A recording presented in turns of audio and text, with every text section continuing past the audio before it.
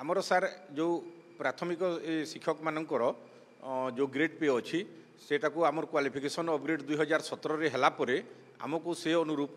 माने आमको तार फिक्स पेमेंट मिली नहीं तेणु करी ताको आमर पोस्ट मध्य अपग्रेड करी 4200 ग्रेड पे आमको माने आमर पे फिक्स करा जाऊ आज्ञा ने आउ गोटे डिमांड अच्छी जे आम 2001 रु आज पर्यंत जहाँ एनपीएस शिक्षक नियुक्ति होइछु आमर कंट्राक्चुअल पीरियड को से आमर सर्विस बुक रे सेटा ऐड है नहीं ताकू रेगुलराइज करी रोशनाल इंक्रीमेंट देकरी आमको रेगुलराइज करा जाऊ ए दुई गोटी आमर दाबी रही सार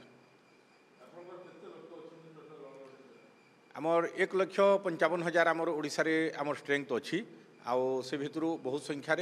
आज 1 तारिख दिन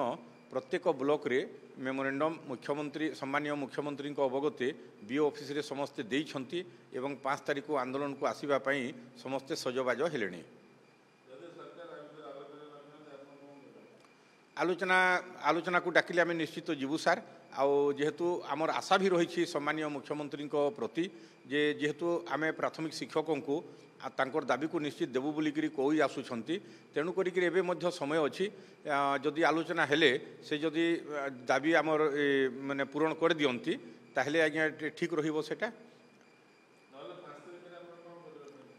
जदि आमर दाबी पूरण न हुए ताहले आमे 5 तारिख दिन आंदोलन को आसबू एवं गांधी मार्ग रे बसिकी आमे